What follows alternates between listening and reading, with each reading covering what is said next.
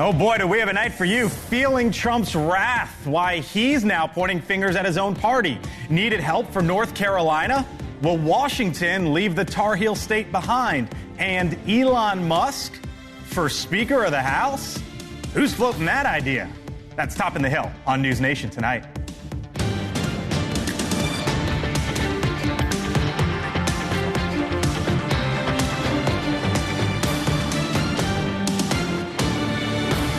Any updates?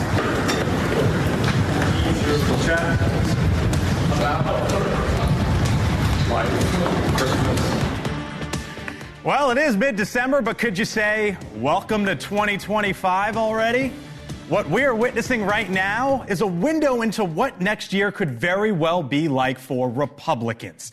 Hello, good evening. Welcome to Washington. I'm Blake Berman. This is The Hill on NewsNation. The House of Representatives in this very hour, we believe, are set to vote on a bill. Live look on the House floor right now. Vote on a bill that will keep the government running. It's basically a year-end tradition in Washington, as you might know by now. You get to the end of the year, you got a government spending bill, you try to vote the thing through. But here's what's different. What we've seen in the recent hours shows the complexities that Republicans are going to have to navigate in 2025, even as they control this town. A demand from the leader of the party. Last night, Trump killing a funding bill that he did not like, but also the reality that they have the narrowest of margins in the House. Now, even if just a few members are dubious of the details, they can make life miserable for the House Speaker and feel the wrath of Trump. It is exactly where we are this evening. Our Brian Enton is in North Carolina for us tonight, as folks there are still recovering from Hurricane Helene and are awaiting word from Washington. Trump's former chief of staff, Mick Mulvaney, joins us in a moment as well. But we begin with our Joe Khalil up on Capitol Hill with the movement there. Joe, we believe as well that we might be hearing at any moment now from the House Speaker, Mike Johnson, who is in the middle of this all. Where do we stand at this moment here in Washington? Just about 10 minutes ago, Blake, we got word that Speaker of the House Mike Johnson is going to address cameras, so we're going to be waiting to see what he has to say. What we have been told by our sources, and again, this is all very fluid here, but it looks like this bill has an uphill climb and does not, at the moment, have enough support to pass. The reason that we're confident in saying that is because of that very small margin that you just mentioned. It only takes a couple of Republicans voting against it to potentially tank it if, big if, all Democrats stick together and vote against this bill as well. We know Democratic leadership is urging a no vote from their party. Now, I'm told there might be some Democrats that actually break with their party and vote yes, but is it going to be enough to get this bill across the finish line? What we are told by our sources on both sides of the aisle is it doesn't look like it. That's the expectation, at least on this first vote. This is what the bill does. Take a look here. It basically extends government funding at the levels it is at now, plus $110 billion total in disaster relief for victims of those hurricanes, plus money for farmers. So that is effectively what this is, plus a 2-year extension of that debt limit. That would take a big headache away from Donald Trump. We're going to see in moments how this vote pans out. But that's what I'm hearing from my sources, at least for now, Blake. Joe Kay in the Capitol hallways as we take a live look there on the floor of the United States Congress here as all of this is seemingly going to be playing out here on the Hill in this hour. Joining me now, Mick Mulvaney, NewsNation political contributor, former chief of staff in the Trump White House. Mick, you like Joe, don't think any of this is happening at this moment in time. I'm more interested, though, in the zoom out here. Yeah. Am I right there to say this is sort of what things could look like in 2025? You get a handful of Republicans who don't like what they see. You get Donald Trump upset. And I don't care if they have the majority. That's going to be the reality. Yes. Okay. I don't know how to do any better than that. Yes. That's what it is, right? Donald Trump is the president right now. What's the one name we haven't heard in the last Joe Biden. Joe Biden. Right. He's out, right? Mm-hmm. Trump is running the show, and this is what you're going to see going forward. There's going to be divisions within the Republican Party. I think in the next Congress, they've got a margin of 1, maybe 2 people. 220 to 215 in the House, but he's nominated 3, so that brings you down to 217. Exactly. So if someone's sick or life happens, it's gonna be whatever. Even tighter in the House the next time. So, yeah, this is the type of stuff we're going to be talking about for the next 2 years. What about Mike Johnson? Donald Trump with this revamped bill came out and said success in Washington. And the first words he said were Speaker Mike Johnson and the House have come to a very good deal. There have been lots of chatter on his future. Yeah, I've heard a lot of folks talking about, oh, my goodness, if Mike Johnson brings this to the floor and he was relying on Democrats, it's going to hurt him. If he brings it to the floor and it fails, it's going to hurt him. No, that tweet's all that counts when it comes to Mike Johnson. The first words out of the tweet. Okay. As long as Donald Trump is good with him, he'll still be good with him. Well, folks like Thomas Massey, a handful of folks might vote against Johnson for Speaker, maybe a couple of times, but there's nobody else waiting. There's nobody else competing for the job. Okay. So as long as Trump wants Mike Johnson to be the Speaker, he will be. Mick, stand by here for a second. Again, live look there on the House floor as we try to figure out what's going on here. Disaster funding, keep in mind, is at stake. No place you could say needs it more than North Carolina, where the western part of that state still recovering from Hurricane Helene that barreled through there in September. A painful reminder of the situation today. Diamond Brand Outdoors, which is an institution in that region, manufacturing tents and shelters around the world, closed its doors yesterday after 143 years in business. The unprecedented destruction caused by the hurricane rendered our facilities, they say, and critical infrastructure irreparably damaged. But what about folks that live and work in the area as well? How are they grappling with the aftermath? You just saw one example there. Our Brian Enton is live in North Carolina this evening. You know, Brian, we see Washington do Washington. It is happening live right now on the House floor. But you see what is left behind there in North Carolina and the folks who I imagine kind of don't care about the politics at all. They just want help. Yeah, it's a good point, Blake. I mean, you turn on the news and everybody's just showing shots of the Capitol right now with the fight happening there. But this is what really matters. These are the people hanging in the balance, the people here in North Carolina. We've got video. We've been driving around all day. It is still a mess out here outside Asheville. I couldn't even believe it. I couldn't believe that it's been 3 months and people are still living like this here. They say the government isn't helping them. It's just people helping people out here, neighbors helping each other. But you've got families. We met a family, 4 kids still living in a very, very small camper and a shed. There are still people in tents out here. And they feel like they've just, at this point, kind of given up on the government. Take a listen. What would you say to the lawmakers in D.C. right now who are fighting about the budget and, you know, nothing's really happening? You know, America first. I mean, spend it on we, the people here, the constituents. I mean, look around. You can see, you know, the disaster here. Do you think the government's doing enough? No. They feel forgotten about, Blake, and in many ways they have been forgotten about. And I just want to show you the scene behind me. There's a big Christmas tree. There's a 40-foot Christmas tree behind me. They're using a generator to power the Christmas tree to give a little bit of hope. But you can see there's tents behind me. There's an RV. That's how the people out here in western North Carolina are still living. Blake. All right. Our Brian Enton live for us once again in western North Carolina. Brian, thank you. Joining us now is the Republican congressman from the state of Tennessee, David Kustoff, who joins us live up from Capitol Hill. Congressman, thanks for being with us. I know you got votes here coming. You're from the western part of the state of Tennessee. The eastern part of the state was hit, and you just heard from Brian Enton there in North Carolina. The government has given up on us, says one person. Spend it on we, the people, says another. Is it shameful that Congress hasn't taken this up yet? It's been 3 months. I think Congress should have taken it up, and I'm glad we're going to be voting on it tonight. We've got this lame duck period, and in the lame duck period, I think we had 3 goals. One was to fund the government, which we're apparently going to take a vote on in just a few minutes. The others for that disaster relief, for East Tennessee, for North Carolina, for the other areas that have been devastated by the hurricanes and the storms. And I think the third during this lame duck period was to give some relief to our farmers, our ag community, which has really been devastated by so many different conditions over the last year. To me, it's unfortunate we're doing it in these last few days. But you just heard from those folks. They don't care about lame duck. They don't care about whatever's going on. They just want help. And it's been 3 months, and that's why I wonder if it resonates with your colleagues exactly what has happened with the tick, tick, tick, tick, tick. Well, we need to take care of it tonight. And so I'm looking forward to taking this vote.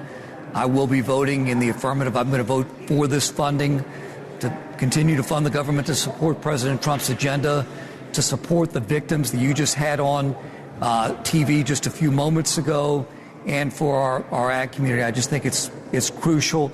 Let's get everything going so that when President Trump comes in, he essentially has a slate that he can work off of and keep everything functioning so that we can defend our borders. You say you're going to be voting for this tonight. Obviously, in 2025, Republicans are going to be controlling this town. Donald Trump in the White House, Republicans in the Senate, Republicans in the House as well. You're going to have a lot of big votes looking ahead. Immigration, taxes, for example, right? You're smiling and you're laughing because you know that's where things are coming.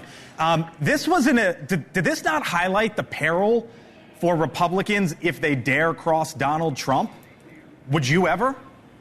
Well, Donald Trump got a clear mandate in November. Nobody expected the popular vote to go his way, or at least the pundits didn't. I think I did. Nobody expected the electoral vote from the pundit world. But he gave a clear message. The people gave him a clear mandate, and we're looking forward to working with President Trump hand in glove. The debt ceiling, Congressman, I'm looking at the thing about Donald Trump is he has a record.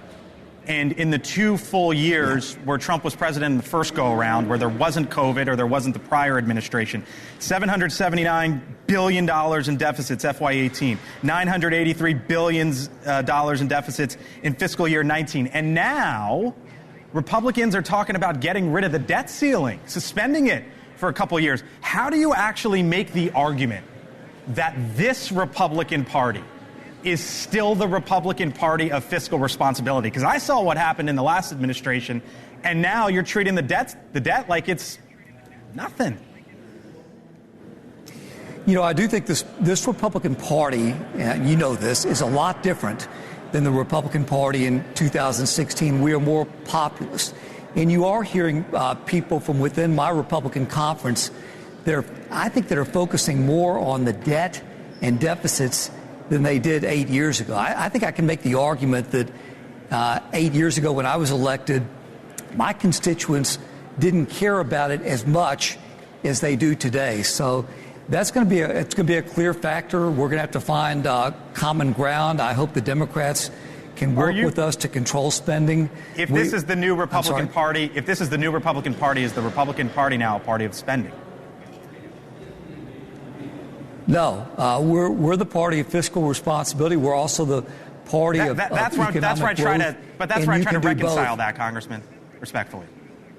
Yes, you can do both. And I serve on the House Ways and Means Committee. We're going to be very focused on the expiration of the tax cuts, most of which expire at the end of 2025. So you can do both. You can grow the economy and you can reduce spending. A lot of it, though, is that mandatory spending, which we all know is roughly 2/3 of all spending, and we've got to get serious when we look at the mandatory spending. I'm going to be focused on that in the next 2 years. Congressman Kustoff from Tennessee, I know you got to run as we continue to look at the live pictures there on the House floor. Votes coming up. Thanks for being with us here on the Hill. Appreciate it. We'll talk to you again soon. Live pictures, as I mentioned. You got it. Live pictures, as I mentioned, from the Capitol.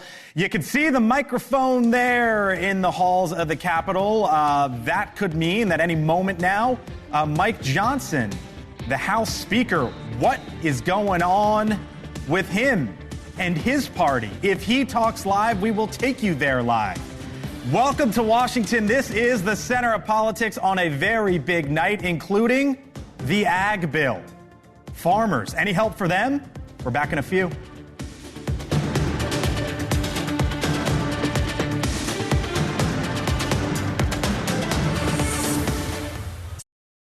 This episode is brought to you by Vuori. Give the active people in your life something they'll truly appreciate. Performance apparel from Vuori. Whether they're into running, surfing, hiking, or even just casual walks around the block, there's something for everyone. And if you're not sure what to gift them, you can't go wrong with something from Vuori's Dream Knit collection.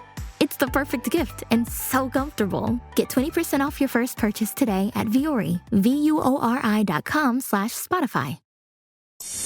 All right, welcome back here to the Hill on News Nation. A split screen here on the right. We're expecting leaders potentially from the House to come to the microphone and talk about what is going on right now up on Capitol Hill. On the left is fascinating because that was Chip Roy, Congressman, Republican from Texas, who Donald Trump singled out today, specifically within his own party. And as we were watching there, if you saw in the break, he was as animated as they get. And one of the things to follow is how will some of the more fiscally conservative Republicans react to what is happening here in Washington. American farmers, by the way, facing a treacherous environment right now. Over 141,000 farms closed in the past 5 years, and the country is now in its second consecutive year of record agricultural trade deficits. On top of that, droughts and hurricanes have left many farms struggling to survive. Amid all of that, U.S. farmers have been working without a safety net. The 2018 Farm Bill expired in September without a replacement in place, at least a long-term one, leaving farmers without much-needed economic assistance. Now, the bill is a package that typically passes every 5 years and includes food programs, crop insurance, and disaster assistance, much more than that as well. For the moment, it seems like they might have a temporary reprieve, as the year-end deal reportedly includes an extension to the Farm Bill, plus around $10 billion in economic assistance. Sid Miller is the Ag Commissioner in the state of Texas, joins us live here on the Hill. Sid, thanks for being with us once again. Always great to see you and talk to you, sir. So as you join us there as the Ag Commissioner in one of the biggest states, ag states in this country, and as we take a live look on the floor of the House as they're trying to figure out what to do with the Farm Bill, tell me how much this is needed and how closely you are watching this. Well, the disaster aid is the critical point in this bill for our farmers. We have the hurricane ravage, North Carolina, Georgia, Florida. Florida got hit, twice.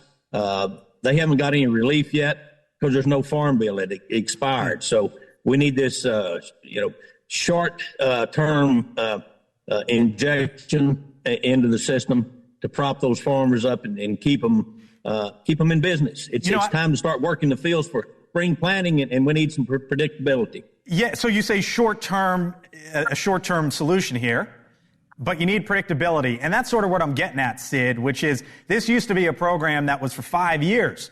So you had predictability. And now it seems like Washington's kind of yanking you around.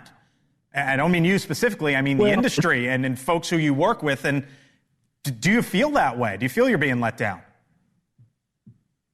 This is not unusual. I can't ever remember a Farm Bill being done on time. They're always late with them. That's just the way the system works. Why it's that way, it shouldn't be. We'll get a Farm Bill. It's not going to be in this vote, but it will be probably in the first quarter of the year after the new administration gets in. We'll hammer one out. G.T. Thompson's got a really good bill over there ready to go. I think the Senate's about, ready to reconcile that and put out, a good Farm Bill and give some predictability. Not only to our farmers, but to all of our nutritional programs too, because they are contained in that bill too. The head of the American Farm Bureau saying, quote, the critical funding in the bill could make the difference between planting a crop next year and giving up. How realistic is it, Sid? And what would your message be to Donald Trump and Republicans in Washington who will be running this town next year? Well, we need to get back control of the USDA. We've never had ag trade deficits in my lifetime. We've had them every year in the Biden administration. We usually are the breadbasket of the world. We've grown up to feed ourselves and everybody else too.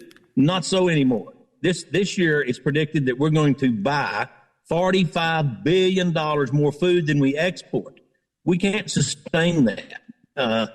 We've lost all of our customers. We've been too focused on climate and climate change and DEI policies. We need to get back to the core mission of the USDA, and that's helping farmers. And we do that by finding markets. We got to get our old customers back and cultivate some new ones and turn this thing around, or it's going to be Katie bar the door. Sid Miller is the Ag Commissioner there in the state of Texas. 6% of all crops, I believe, in this country come from Texas, which Sid oversees. Thanks for being with us here on the Hill as we continue to keep our eyes. Thank you, sir.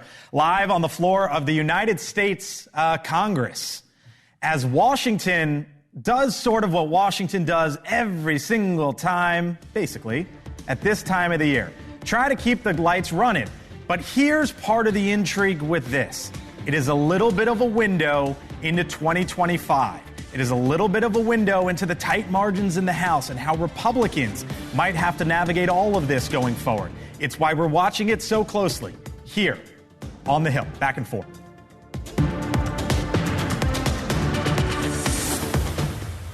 I was running until I wasn't. My hospital stay would have cost nearly $48,000, even with insurance. But with VA, I'll pay $0.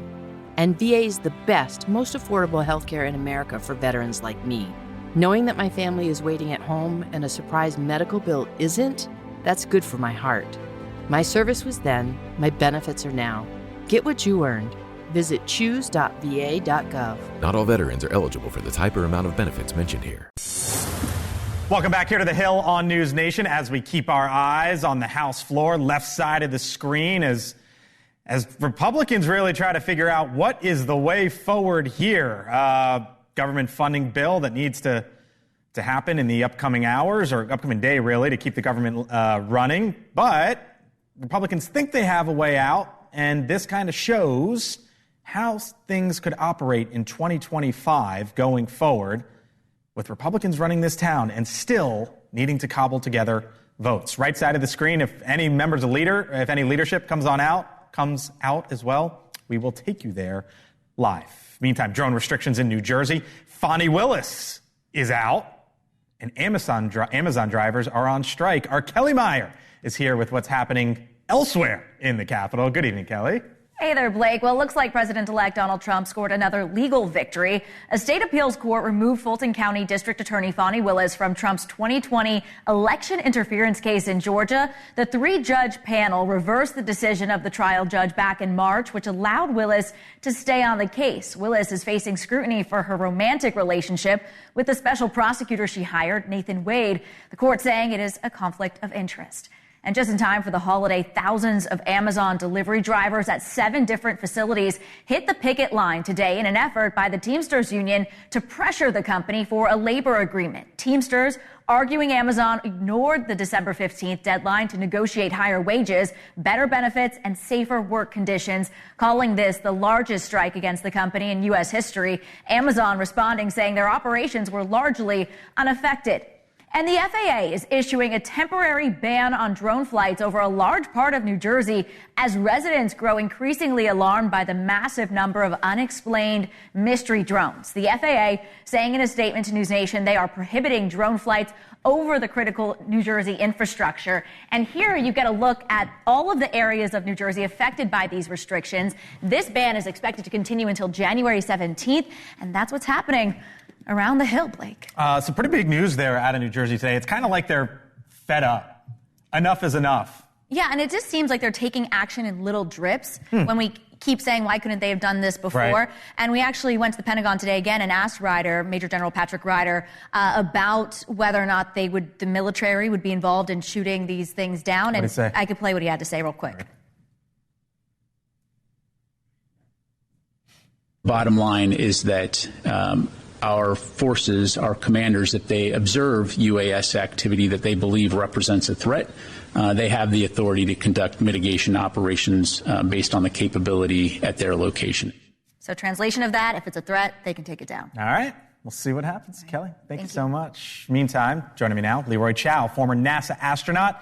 He was a commander on the International Space Station as well. Chiao has flown several space missions. 3 of them lived on the International Space Station for 6 months. Joins us live here on the Hill once again. Always nice to see you, Leroy. Always fascinating to speak with you.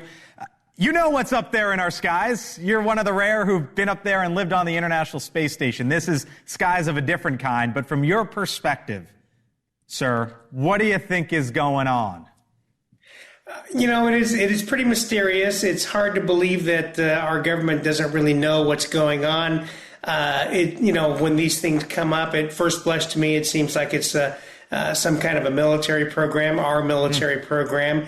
And if it's not that, then it gets a little more scary. It's like, well, is this some kind of a bad actor state probing us and seeing what they can do? It seems like it's way too widespread and organized to be some kind of prank.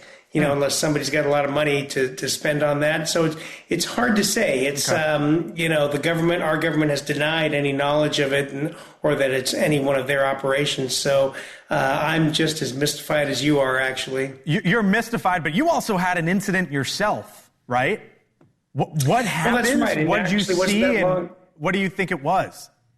Right, and that was in August. I was flying back from Colorado, and I just refueled in the panhandle of Texas in my small airplane, and I was flying back to Houston on an instrument flight plan, and we were in clear air, and I was about 9,000 feet, and suddenly, out of nowhere, these two big metallic spherical orbs, one on top of the other, about 3 feet in diameter each, went zipping by the left side of my airplane, right underneath, about 20 feet away. And I got a good look at them only for a second. And, it happened so quick, there wasn't even a chance to get scared, but it could have been a bad result if they had actually hit me. So what do you think it was? That was mysterious. It wasn't on radar. Air traffic control certainly didn't alert me.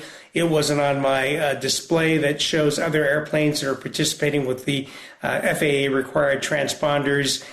So I don't know what it was. My first guess is it's some kind of a military program, a drone of some kind. But it's hard to say, right? Do you think they knew that they were messing around with someone who used to be up on the International Space Station? Frankly, I think whoever was operating the drone wasn't aware that I was there, right? Huh. So it's just kind of dumb luck that they didn't hit me. And it kind of makes me a little more, wary as a pilot, and I'm keeping my eyes out a little more outside than I used to. Is the government doing enough, Leroy? What's that? Is the government doing enough? I'm sorry, you're cutting out a little bit.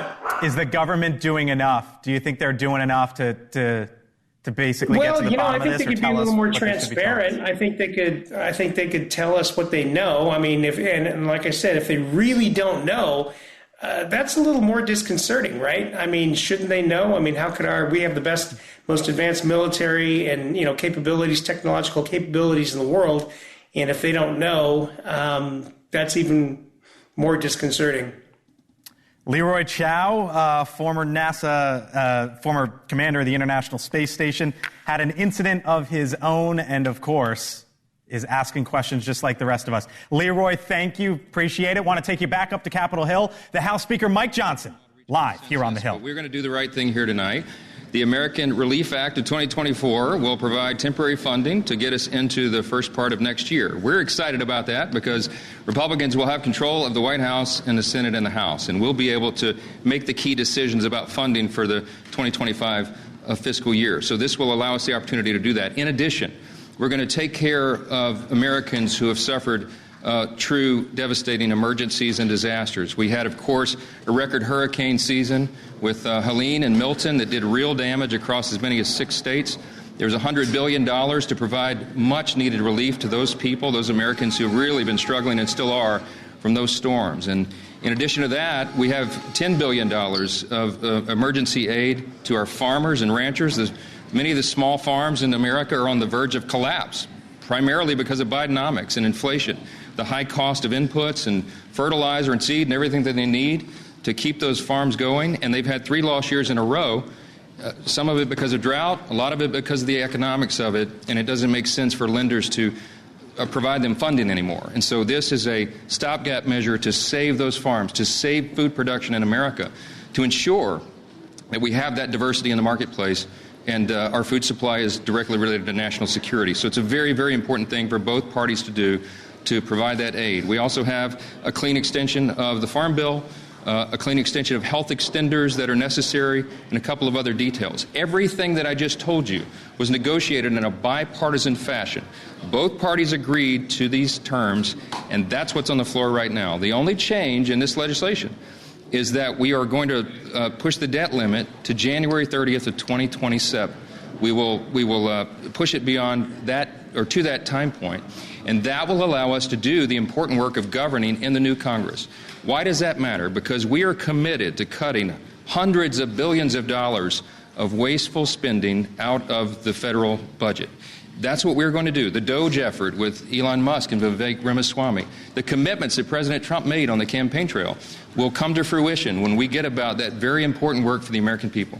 The government is too big, it does too many things, and it does very few things well. We're going to cut and limit the size and scope of the government and get it under control for the American people. We have a mandate to do so.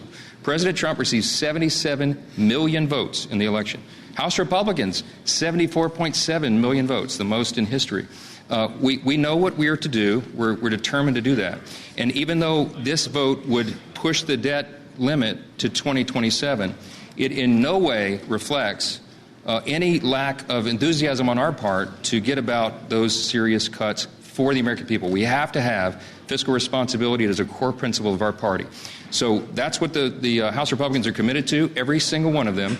We will get together and do that work, and it begins in early January. I hope that this vote passes tonight. We will send it to the Senate. We will extend funding, and we'll come back, and we will have the America First agenda come in roaring in January for the American people. Thank you so much. I've been listening to the House Speaker Mike Johnson live there as the House of Representatives is about to take up a vote here at some point in the upcoming minutes to try to keep the government running. Joining me now here on the Hill, full panel now, Mick Mulvaney, former Chief of Staff in the Trump administration, Hannah Brandt, our Nexstar D.C. correspondent, Kelly Meyer, of course, NewsNation Washington correspondent, and Dan Cannonen, former Battleground States Director for the Harris Walz campaign. Hello to you all. The dynamics here are absolutely fascinating because you had Mike Johnson, who you just heard from, negotiate a bill with Hakeem Jeffries. And then Donald Trump came in and said, what on earth are you doing? Get that thing out of there. And then they had to start all over. The argument from Mike Johnson was a lot of that was in there, what you just heard, but the only change is to push the debt limit to 2027. If I don't know what's in your bank account, Mulvaney, but if you went home and you said, hey, honey, the trip to Washington was great. The only change is we got $1 million less in the bank account. She would say, what? Yeah, but it's minimizing something massive. Very quickly, because I know Dan wants a piece of this. Yeah. It can't be true because the original bill was 1,500 pages and the new bill is like 100 pages. Yeah. And if the only thing that changed was adding a debt ceiling, then that bill would be bigger, not smaller. I got a practical question for Mike Johnson. I got a philosophical question. Practical, do you have the votes? Okay. And we'll find out shortly if he does or not. Number two, philosophical, how does getting rid of the debt ceiling reconcile with your position that you still care about spending? Because the debt ceiling has traditionally been the tool Republicans use to try to bend the cost curve in this town, and they're giving up on it. My point there was it was kind of like a yada, yada, yada, right? He just swept the debt. And we're getting rid of the debt ceiling. Yeah, exactly. Well, I think Mick is right. There's more changes than just that. He's highlighting sort of the big elements that people talk about, like the Farm Bill and like disaster relief and those important provisions. I haven't seen the final text myself, but I've seen some reports indicating that there are some cuts to things like child cancer research, $190 million, not a big number in the great scheme of things.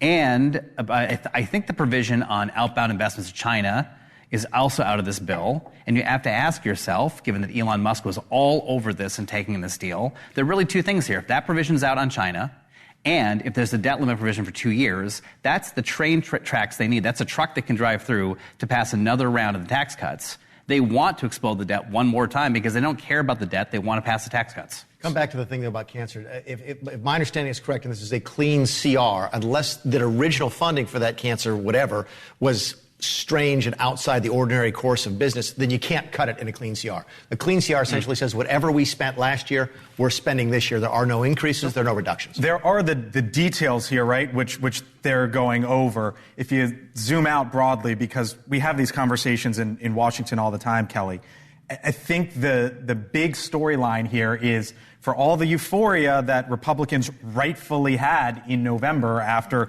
the big win, the reality is there is a razor-tight margin in the House in 2025, and when Donald Trump comes down and says, do something, you're still going to have Republicans in the House who are apprehensive. And I'm having flashbacks to his previous administration, but this really is the first test of Trump's power before he even becomes officially the president of the United States. And I'm glad that you pointed that out earlier, Blake. We're already seeing about 12 Republicans voting against this bill that Trump endorsed. Is that the number right now? That right now. So they're voting live, as you can see.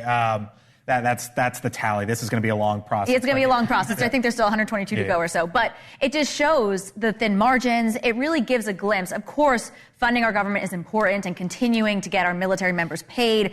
This is all important, but it really does symbolize what the next few weeks and even 4 years are going to look like. And I would add the Musk factor, too, right? He was a big player in all of this. We heard Speaker Johnson give him a shout out in that speech. I mean, how big of an impact is he going to continue to have every step of the way here? We know that he's part of the Trump inner circle. How big of an impact? I'm sorry, I'm distracted because I'm looking at the vote tally. Okay. There's a couple pieces of information that I think might be interesting. Your eyes are better than mine. You're above a couple dozen Republican no's, but more importantly, Dan, not a single Democrat yes. This is going to be, I drove from Arizona to Washington, D.C. when Kevin McCarthy was going through the first round of speaker votes, and we listened to every single vote. And we were here in D.C. for another few days before they got resolved. So I think we're maybe in one of those situations tonight where they're going to keep trying this until they get the votes. Democrats are going to hold firm. They negotiated a deal in good faith. Elon Musk tanked it, and for two reasons. One, debt limit pushed it out so they can have tax cuts. And two, I do think this outbound investment restrictions on China could prove very important. I've got no doubt that Elon Musk will jump in and perform circus tricks for Xi Jinping, said Vivek Ramaswamy 2 years ago. So Musk had a lot of reservations about this, and it was basically a 1,500-page bill, and why are we doing the 1,500-page bill? Was part of what he had said, and he was sort of highlighting one after the next, and there's questions about should he have been highlighting them, or what exactly he was highlighting and all that. Anyways, live look at the House. We're going to continue to watch here as Mick, Dan, Hannah, Kelly hang with me here on the Hill. Back in a few. One Democrat, yes. Probably a misvote. They'll go third. Looking for a great non-alcoholic beer? Yeah. Try Athletic Brewing Co. One that actually tastes great? It's athletic. Or that has a variety of styles? It's athletic. Or that's award-winning and seemingly everywhere? It's athletic. Just ask for it. Okay. Can I get an athletic? Sure can. The rest of you, go to askforathletic.com and find the #1 non-alcoholic beer brand in the U.S. at a retailer today. Near Beer. Special Saturday. The drones over New Jersey continue. Mysterious sightings for more than a month with little action taken. Objects that frankly defy explanation. Ross Coulthard with the latest developments. Saturday on NewsNation. All right, welcome back here to the Hill on NewsNation as we continue to watch the vote roll in here in Washington. The government funding bill and the dynamics here are beyond interesting, with the government wanting to do this, or needing to do this, essentially, to keep the lights on. Donald Trump jumping in, and President Biden, we haven't heard from him at all. He's sitting back and watching all of this play out. Dan Cannon was the Battleground States Director for Joe Biden in his campaign. Mick Mulvaney was the Chief of Staff for Donald Trump for 18 months. Let me start with you both. Right now, as Joe Biden watches this, Dan, you think he's thinking what? I think he's thinking, I'm doing what I can in the final days of his administration, whether it's on rules, whether it's on climate targets, whether it's on the back channel he can have with lawmakers in the Senate and the House to find ways to get things done. I think he knows that jumping in on this fight publicly is not going to help a single vote or help Mike Johnson or help anyone get through this morass. Okay. And he understands the legislative back channeling here, I think better than Elon Musk does, by the way. But I think he's probably working carefully behind the scenes in any way the folks want him to work, but staying out of it where it does not help the cause.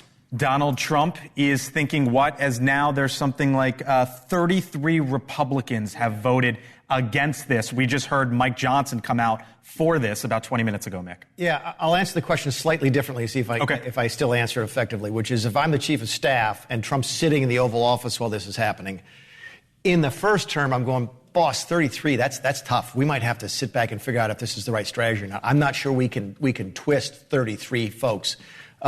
But in this day and age, with Elon Musk and $500 billion to spend on primaries, maybe they're looking their hand over and go, yeah, we'll take on 33. We're willing to take that chance. Plus, we don't know sitting here tonight of the 33 odd, the 3 dozen or so who look like they're going to be voting no, how many of those aren't coming back anyway? They know on the floor because you can see it by name. We don't get that information until later. So it might not be 33, 35 that they actually have to challenge. It could be half that. You cover Washington for Next Star. What's your takeaway right now, Hannah? I do. You know, a lot of things, but I think what we're hearing from Democrats is a lot of blame towards Republicans. I think we're going to continue to hear that. And to your point of, is this what we can expect? Democrats are saying, yes, it is, and it's only going to get worse with Republicans in control of the House, the Senate, the White House. They can't seem to get it together. That's the message we're hearing from them. And we're really seeing the White House, as we were seeing, Karine Jean-Pierre put out a statement on this, the White House spokesperson. She just did, right? Yeah, she just put out that she just put one out. And they mentioned the billionaire thing a couple of times. Exactly. So I think they're really, and the White House spokesperson, Andrew Bates, also talking about putting the blame on, they're bending the knee basically to the richest man in the world. So a lot of focus on Elon, more than Trump in this as well. But is he? I don't buy that narrative that Donald Trump is bending the knee to anyone. No. Anybody who suggests that doesn't know Donald Trump. Their interests are aligned right now, and we don't know how long that is going to last. But no, anybody who thinks that Elon Musk is the man behind the curtain pulling the strings of Donald Trump doesn't know Donald Trump. You would tell Democrats what right now, Dan? Democrats need to negotiate and work where they can work. I mean, we have to be the party of getting things done and finding compromise where we can find compromise. There was a bipartisan deal, but bipartisanship has to be part of what we do here. I mean, yes, Trump won the election, fair and square, but he got less than 50% of the vote. He won the popular vote by 1.5%. A bunch of states that Trump won, Wisconsin, Arizona, Nevada, Michigan, Democratic senators in contested races were elected. Yes, they will have control, but they will not get stuff done if they can't operate in a bipartisan fashion, and Democrats should assert their priorities where it's important. I think one of the most interesting things today was Chip Roy, a Republican who was Ted Cruz's former chief of staff, right? Correct. Republican in conservative Texas, and basically went on the floor and railed. And before he went on the floor and railed, Donald Trump called him out on Truth Social, basically saying, "What are you doing?" And again, it goes to highlight Republicans will be controlling this town come not January 3rd, but they'll be controlling the Capitol come January 3rd, but really come January 20th. And they're going to have to get after this again at some point in the new year. And when they do, a lot of the same issues are still going to be there. Do this again in March. They're going to have to do it on immigration. They're going to have to do it on taxes. They're going to have to do it again. Okay. It's not just with great power comes great responsibility, and they have all the power, and now they have to be responsible. But more importantly, Berman is 1 for 5 now on his big hitters, the folks who are going to stand up and dump. Chip Roy was on our list. It was mixed list yesterday. Yeah. Leland Vittert, host of On Balance, joins us on the other side of the break. You're watching The Hill here on News Nation.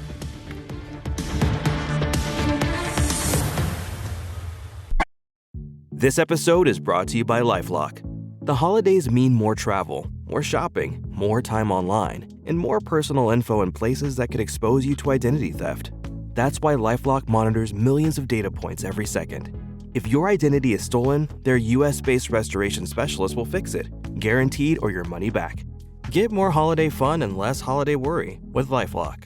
Save up to 40% your first year. Visit LifeLock.com/podcast. Terms apply. Back here to The Hill on News Nation. So as we've been watching live, this second version of the government funding bill went down just moments ago. Leland Vittert, host of On Balance, joins me live. What's fascinating and interesting about this, Leland, is 36 Republicans, after Donald Trump came out and said, let's do this, this is what we want. After Mike Johnson came out here at 6:30 on the East Coast and said, let's go, this is what we want, 36 Republicans said, nope. Well, you said Mike Johnson, which is interesting because he is the House Speaker, which used to be a very enviable job in Washington. It is almost like being P.T. Barnum without having a whip, because you are literally just shouting at the animals and hoping that they do what you want them to do. And oftentimes they're cats. And if you ever yell at cats, it doesn't work very well. But we're in this very odd phase. And look, you and I both know this happens in Washington every day. Rarely does the public get to see it. And I think that's what's making the maneuvering so interesting.